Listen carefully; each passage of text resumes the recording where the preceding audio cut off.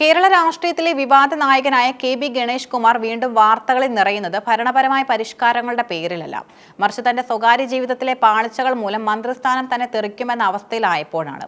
വീട്ടിലുണ്ടായ സംഭവങ്ങൾ സങ്കീർണമായ രാഷ്ട്രീയ മാനങ്ങൾ കൈവരിക്കുകയും ഒടുവിൽ മുഖ്യമന്ത്രിയുടെ കർക്കശമായ ഇടപെടലിന് മുന്നിൽ മന്ത്രിക്ക് മുട്ടുമടക്കേണ്ടി വരികയും ചെയ്തത് കേരളം കണ്ട ഏറ്റവും വലിയ രാഷ്ട്രീയ നാടകങ്ങളിൽ ഒന്നാണ്. വീട്ടിൽ വെച്ച് നടന്ന സംഭവങ്ങളെക്കുറിച്ച് ഭാര്യ ബിന്ദു മേനോൻ പരസ്യമായി രംഗത്തെത്തിയതോടെയാണ് വിവാദങ്ങൾക്ക് തുടക്കമായത്. ഒരു മന്ത്രി എന്ന നിലയിൽ പുലർത്തേണ്ട അന്തസ്സിന് നിരക്കാത്ത രീതിയിലാണ് ഗണേഷ് കുമാർ പെരുമാറിയതെന്നായിരുന്നു പ്രധാന ആരോപണം. എന്നാൽ പകൽ സമയത്ത് ഈ ആരോപണങ്ങളെ തള്ളിക്കളയുകയും ഭാര്യയെ പരിഹസിക്കുന്ന രീതിയിലുള്ള മനോഭാവം പുലർത്തുകയുമാണ് മന്ത്രി ചെയ്തത്. തന്റെ വ്യക്തിജീവിതത്തിലെ കാര്യങ്ങളിൽ മറ്റാർക്കും ഇടപെടാൻ അവകാശമില്ലെന്ന ധാർഷ്ട്യമായിരുന്നു ആ പെരുമാറ്റത്തിന് പിന്നിലുണ്ടായിരുന്നത്. എന്നാൽ വൈകുന്നേരത്തോടെ കാര്യങ്ങൾ മാറിമറിഞ്ഞു. മുഖ്യമന്ത്രി പിണറായി വിജയൻ വിഷയത്തിൽ നേരിട്ട് ഇടപെടുകയും ഗണേഷ് കുമാറിന് കർശനമായ അന്ത്യശാസനം നൽകുകയും ചെയ്തു.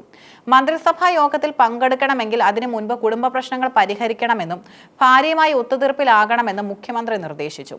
മന്ത്രിസഭാ യോഗത്തിൽ നിന്ന് ഒരാളെ മാറ്റി നിർത്തുക എന്നത് ആ വ്യക്തി രാജിവെക്കേണ്ടി വരുന്നതിന് തുല്യമായ രാഷ്ട്രീയ നാണക്കേടാണ്.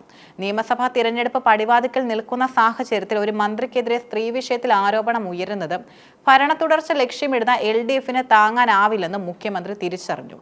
പ്രത്യേകിച്ചും സ്ത്രീപക്ഷ സർക്കാർ എന്ന് അവകാശപ്പെടുന്ന ഒരു മുന്നണിക്ക് ഇത് കനത്ത തിരിച്ചടിയാകും. ഗണേഷ് കുമാറിനെ സംരക്ഷിക്കുന്നത് CPMനെ സംബന്ധിച്ചിടത്തോളം വലിയൊരു വൈരുദ്ധ്യമാണ്. 2013 UDF സർക്കാരിൽ മന്ത്രിയായിരിക്കെ ഗണേഷ് കുമാറിനെതിരെ അദ്ദേഹത്തിന്റെ ആദ്യ ഭാര്യ ഗാർഹിക പീഡന പരാതി നൽകിയിരുന്നു. അന്ന് അദ്ദേഹത്തിന്റെ രാജി ആവശ്യപ്പെട്ട് സെക്രട്ടേറിയറ്റ് പടിക്കൽ സമരം നയിച്ചതും നാടുനീളെ പ്രക്ഷോഭം നടത്തിയതും ഇതേ CPMും LDFുമായിരുന്നു. 13 വർഷങ്ങൾക്ക് ശേഷം സമാനമായ ആരോപണം ആവർത്തിക്കപ്പെടുമ്പോൾ ഗണേഷിനെ സംരക്ഷിക്കുന്നത് രാഷ്ട്രീയമായി ഇരട്ടത്താപ്പായി വ്യാഖ്യാനിക്കപ്പെടും. ഈ ബോധ്യമാണ് ഗണേഷ് കുമാറിനോട് വിട്ടുവീഴ്ചയില്ലാത്ത നിലപാട് സ്വീകരിക്കാൻ CPM നേതൃത്വത്തെ പ്രേരിപ്പിച്ചത്. ബിന്ദു മേനോൻ ഉയർത്തിയ രണ്ട് പ്രധാന കാര്യങ്ങൾ സർക്കാരിനെ വല്ലാതെ പ്രതിരോധത്തിലാക്കിയിരുന്നു. തനിക്ക് പോലീസിൽ നിന്നും നീതി ലഭിച്ചില്ലെന്നും മന്ത്രിക്ക് വേണ്ടി പോലീസ് ഒത്തുകളിക്കുന്നു എന്നുമുള്ള ആരോപണം ആഭ്യന്തര വകുപ്പിനെ പ്രതിക്കൂട്ടിലാക്കി. താൻ നേരിട്ട പ്രയാസങ്ങൾ മുഖ്യമന്ത്രിയുടെ മകളെ വിളിച്ചറിയിച്ചുവെന്ന വെളിപ്പെടുത്തൽ വിഷയം പാർട്ടിയുടെ ഭരണത്തിന്റെയും ഉന്നത തലങ്ങളിൽ ഗൗരവകരമായി ചർച്ച ചെയ്യപ്പെടാൻ കാരണമായി. മന്ത്രിയുടെ ഭാര്യയ്ക്ക് പോലും നീതി ലഭിക്കാത്ത നാടായി കേരളം മാറിയെന്ന പ്രതിപക്ഷത്തിന്റെ വിമർശനത്തിന് ഇത് പകർന്നു. മന്ത്രിസ്ഥാനം സംരക്ഷിക്കാൻ മന്ത്രി ഗണേഷ് കുമാർ തന്റെ വിശ്വസ്തനായ കേരള കോൺഗ്രസ് ബി ട്രഷറർ ബാലഗോപാലിനെ ദൗത്യമേൽപ്പിക്കുകയായിരുന്നു. ഗുരുവായൂരിലെ ആറാട്ട് മഹോത്സവത്തിന് ശേഷം പാലക്കാട്ടേക്ക് പോയ ബാലഗോപാൽ അവിടെ വെച്ചാണ് ബിന്ദു മേനോനുമായി സംസാരിച്ച് അനുനയ പാതയിലെത്തിയത്. ഈ സംഭാഷണത്തിന്റെ ഓഡിയോ റെക്കോർഡ് ചെയ്യപ്പെടാനോ പുറത്താക്കാനോ പാടില്ല എന്ന നിർബന്ധം മന്ത്രിക്കുണ്ടായിരുന്നു.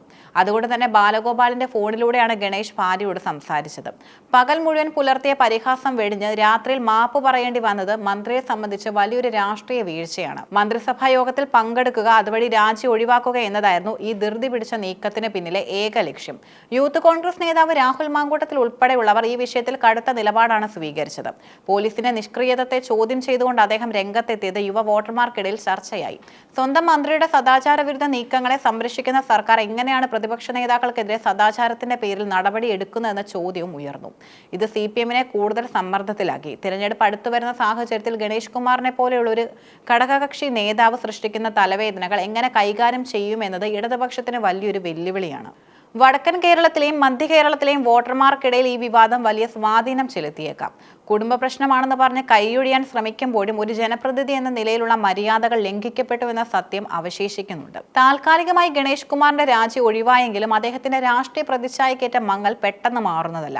മുഖ്യമന്ത്രിയുടെ കർക്കശമായ നിലപാട് ഒരു പരിധിവരെ സർക്കാരിന്റെ മുഖം രക്ഷിച്ചെങ്കിലും മുന്നണിക്കുള്ളിലെ അസ്വസ്ഥതകൾ അവസാനിച്ചിട്ടില്ല. ഗണേഷ് കുമാർ മാപ്പ് പറഞ്ഞതോടെ പ്രശ്നം പരിഹരിക്കപ്പെട്ടുവെന്ന് പാർട്ടി നേതാക്കൾ അവകാശപ്പെടുമെങ്കിലും ജനകീയ കോടതിയിൽ ഈ വിഷയം എങ്ങനെ പ്രതിഫലിക്കുമെന്നത് വരാനിരിക്കുന്ന തിരഞ്ഞെടുപ്പ് ഫലം തെളിയിക്കും. അധികാരവും വ്യക്തിജീവിതവും തമ്മിലുള്ള വേർതിരിവ് മറക്കുമ്പോൾ ഏതൊരു ഭരണാധികാരിയും നേരിടേണ്ടി വരുന്ന പ്രതിസന്ധികളുടെ ഒടുവിലത്തെ ഉദാഹരണമാണ് ഗണേഷ് കുമാർ.